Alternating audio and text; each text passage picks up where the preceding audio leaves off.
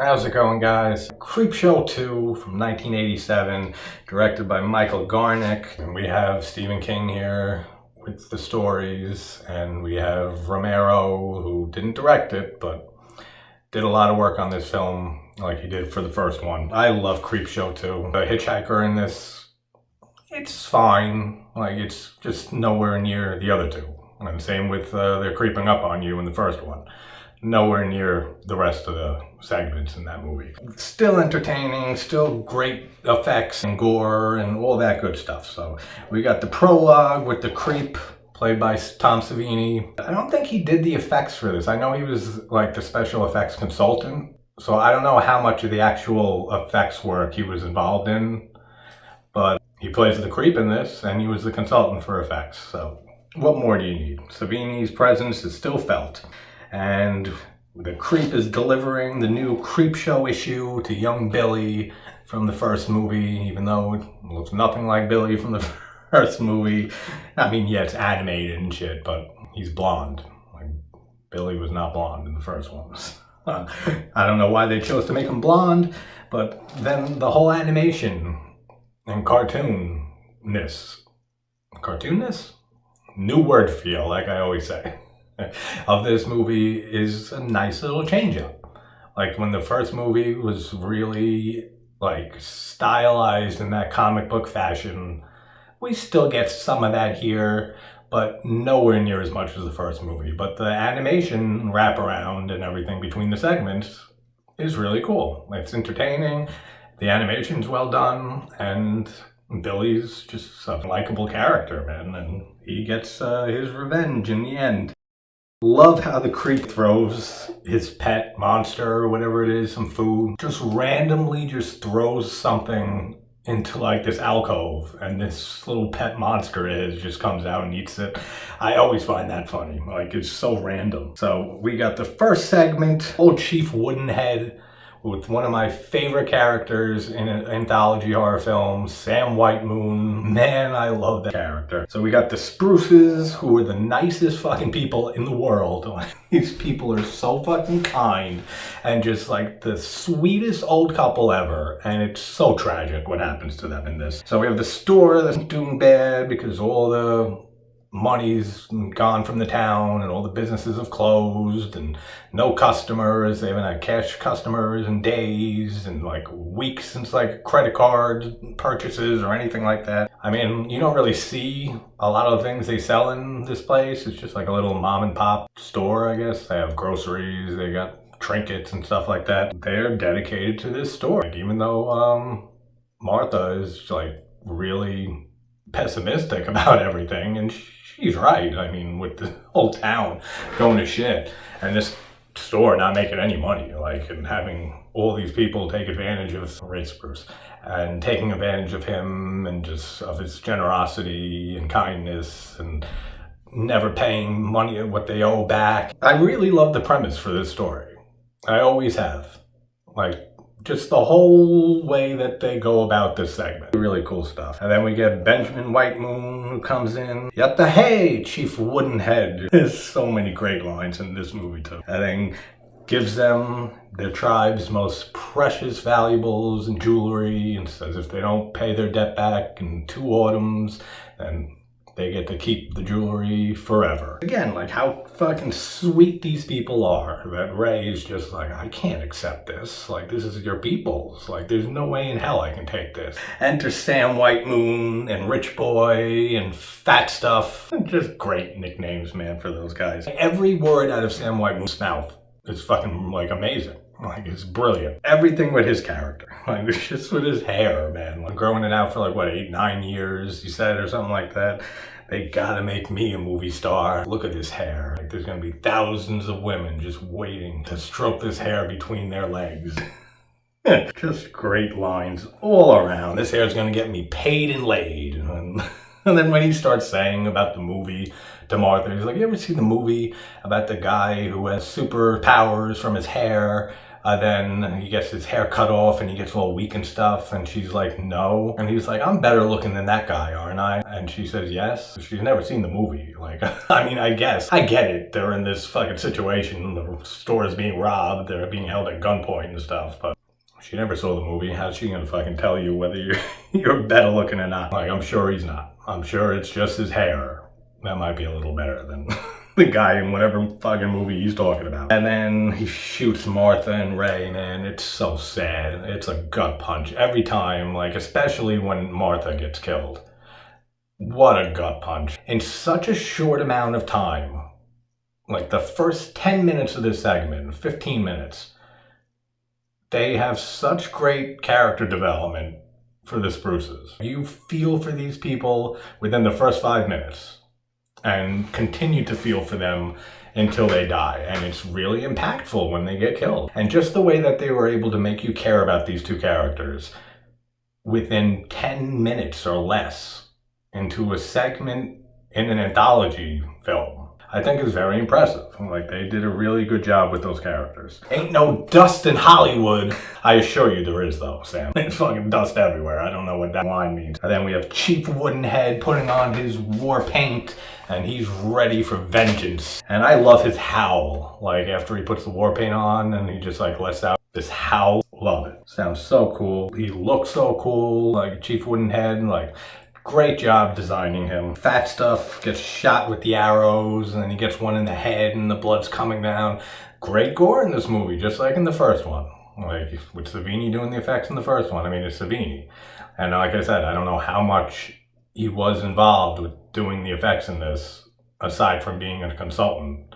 But just having him on set for any involvement in the effects in this movie shows, because the effects are just as good in this movie. And I love how I've mentioned on here once or twice that I'm a huge Iron Maiden fan since high school. And I went through a huge Maiden phase as, like, I would come home from school in high school, and I remember those people in their 30s and late 20s, they'll remember, like those 6 CD changers, that stereos that you know, it's like a small little box, and then you would open up the tray and it has 6 spots that you can put CDs in, and then it would play one after the other. I used to come home and practice playing guitar, and I would throw on like Number of the Beast through like Seventh Son and just play through the entire albums, all 6 albums. Like, that's how I would practice guitar, like since I started, basically, like 12, 13 years old. This is a whole tangent, fucking, this has nothing to do with Creepshow. So,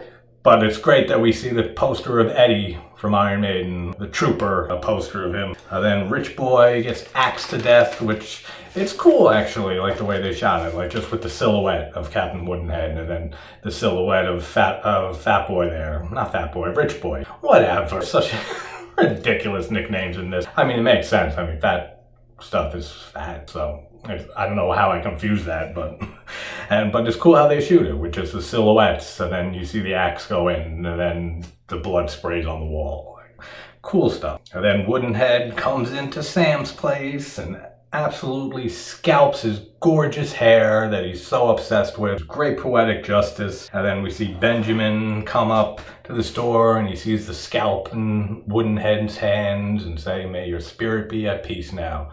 A Koane, Chief Woodenhead." So great. And then we go back to the little wraparound segment with Billy getting his Venus flytrap bulb in the mail from the Creepshow magazine. And then we move on to my favorite in this movie, for sure. And besides The Crate and Something That Tied You Over, this is my third favorite in the Creepshow movies. I love The Raft. So good. Like, it's such a good segment. These kids, though, they drove 50 miles just for a raft.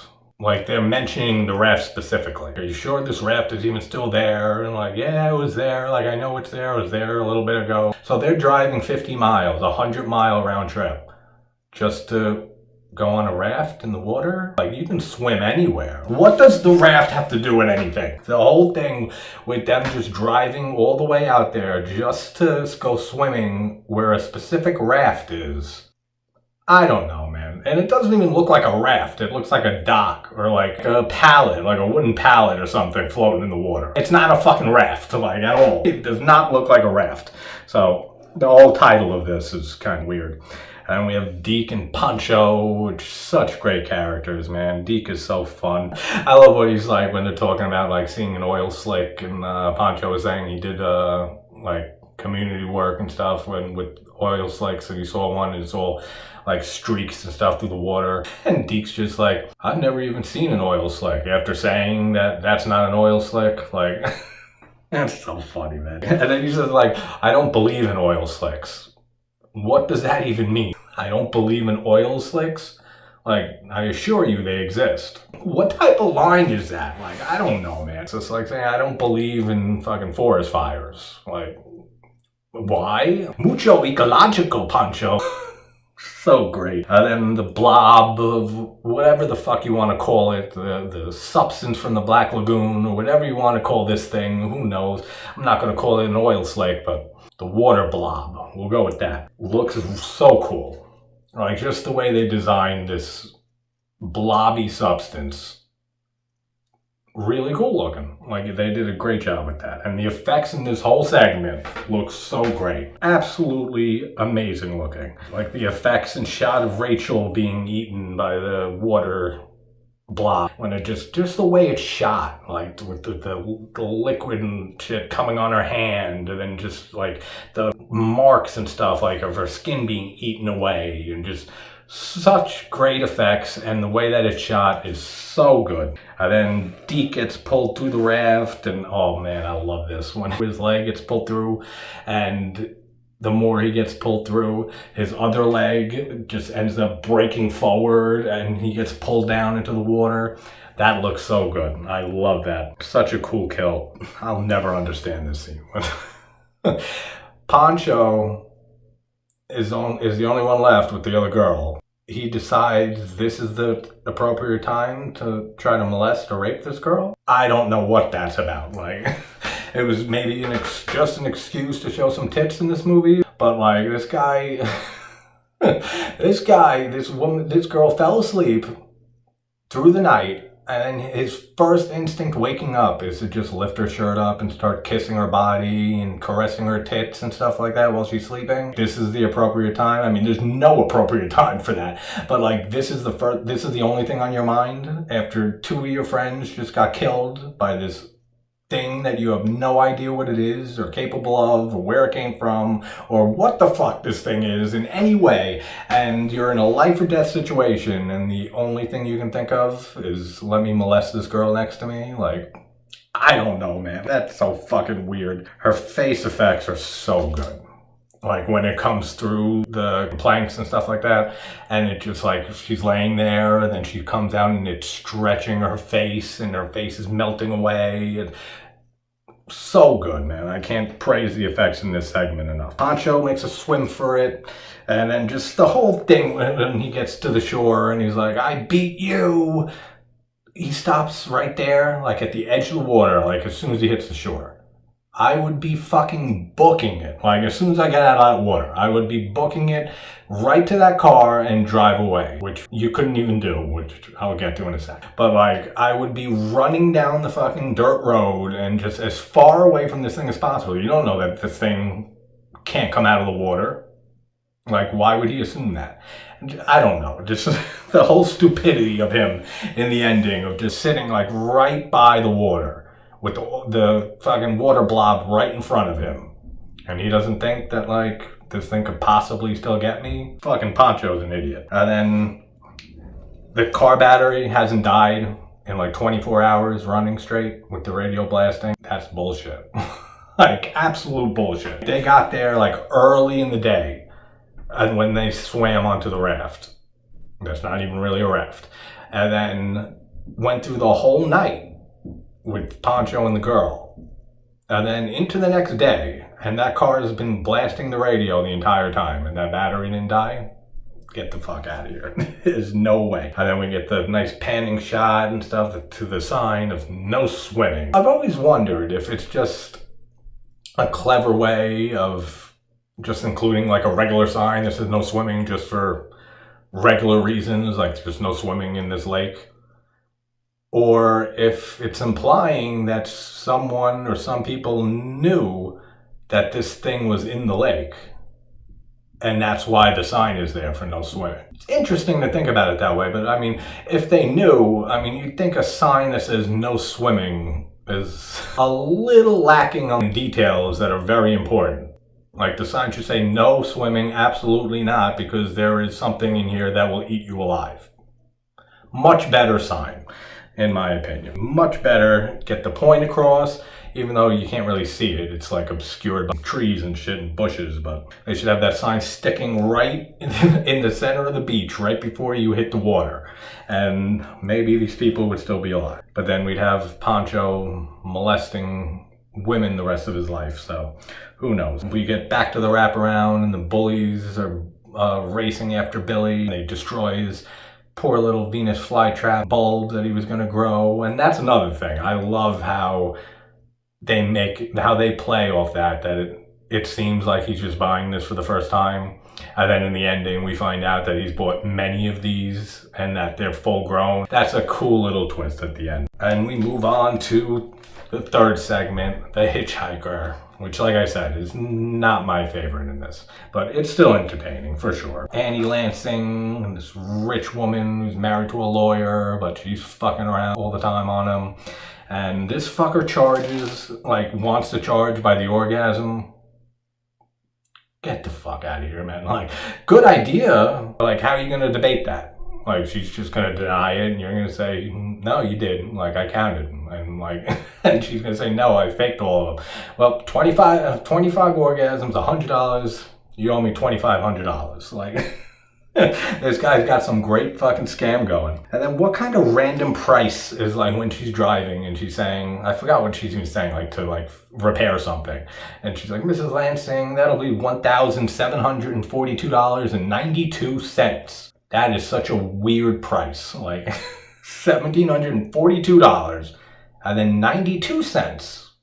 Not 99. It would still be weird because then it's just saying it's $1,743, which is what a fucking weird price that is. I know, that's such a weird line. And then she hits the hitchhiker, and then we have Stephen King in the cameo as the truck driver, who, again, Stephen King's acting. And then Annie's whole, can I live with this rationalization while she's driving after she hits and supposedly kills the hitchhiker is very well done, actually. I like that dialogue to herself of can I live with this?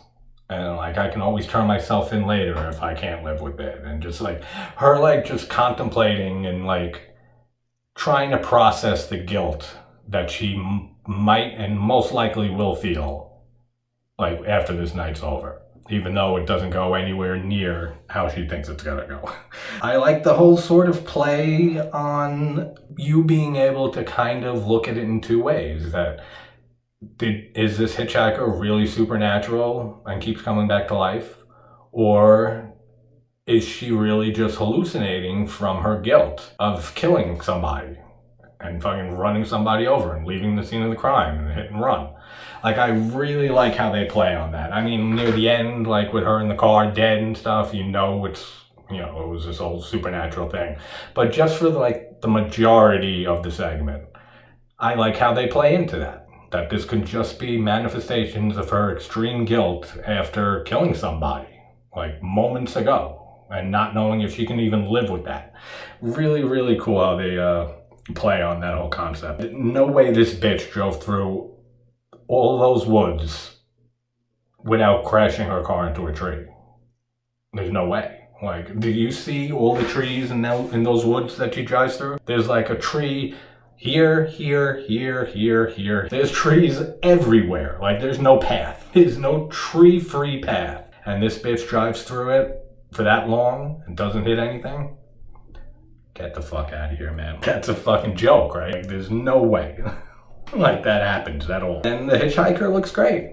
The effects on him, and then when she's shooting him in the head and shooting him to get him out of the car, looks really cool. And I love the way that she's cracking up about the car damage and stuff and saying like, this will be 3,000, 4,000, Mrs. Lansing. Don't worry, it'll look like it just drove off the showroom. And she's laughing to herself like she's losing it. Like she's absolutely cracking up. She beats that car to hell though, yeah, like for sure. Like I think it might be even more damage than that. Like, she absolutely destroys this car. And then after she starts ramming back and forth into the tree, into the hitchhiker, and then it starts snowing after she, like, passes out. And then she wakes up and she's like, it was just a dream. There was no hitchhiker. No, it wasn't a dream. Like, there was. Like, why do you think that you're in the middle of the woods and that you repeatedly drove your car into a tree? For what? I mean, yeah, sure. I mean, she got knocked out and she probably can't remember right away that she kept ramming this guy back and forth into the tree. But yeah, it wasn't a dream. Like, you should remember that you were fucking driving your car in and out of this guy, crashing him into a tree, like over and over again, and the damage to the front of the car and everything. Like, I don't know. It was all a dream? Like, any reason you ran that car over and over again into a tree? No? Alright, it was an accident then. And then she offers... This is so funny, man. At the very end, when the hitchhiker shows up in the garage and kills her, and she's like, what do you want? You want money? How much do you want? $50? $50? You fucking killed this guy. Like, even if he's supernatural, whatever the hell he is, a ghost or whoever, whatever the fuck, still, your first negotiation is $50. Like, you leave a $50 tip in a nice restaurant. You fucking hit a hitchhiker and kill him? Yeah, that's worth a lot more than $50 to pay him off. Like, I mean, this bitch is paying fucking hundreds of dollars for orgasms and shit. Like, she can afford a lot more than $50 for a murder that she committed. Like, 100%. Like, she should have started off like, you need 10,000. We know she's rich and her husband is or whatever. So we know they're wealthy people. She should have started much higher than $50. Are you serious? That's like a fucking insult. Even to a dead supernatural hitchhiker. Like, that's an insult even to the supernatural. $50? Get the hell out of here. And then we have the epilogue wraparound where Billy leads the bullies to his Venus flytrap garden, and so cool. I love this ending with just again with the animation, and just when like the big bully, the fat bully who's like the main guy, gets eaten by the Venus flytrap, like when he first gets swallowed, and then like it goes dark completely except for his eyes. It always kind of reminds me of like Pee-wee's Big Adventure, like for some reason, like with the scene when he's in the woods at night and then he lights the match and there's the fucking animals everywhere, and that's so funny. Giant Venus flytraps, they eat meat. And I also love how like the bully, like when he's trying his hardest to fucking hold up the mouth of the Venus flytrap for like a long while, and then he just gets fucking swallowed completely. Tom Savini, the creep, driving off to deliver more issues of Creepshow comic books, and that is Creepshow 2. I love this movie so much, just like the original. It's very nostalgic for me, both films. Like, I saw both of these pretty young. I want to say like 10, 11 years old, something like that. But love both of them. Creepshow 3 from 2006 or something like that, I want to say, is abysmal, man. Like, that does not deserve the name, and that's why Tales from the Dark Side, the movie, that's Creepshow 3. Like, for everybody knows that movie is Creepshow 3. Like, without a doubt. Like, that's the real Creepshow 3. Alright guys, I will see you soon, wherever you're from. Hope you're having a good morning, good night, and I will see you guys soon. Take care.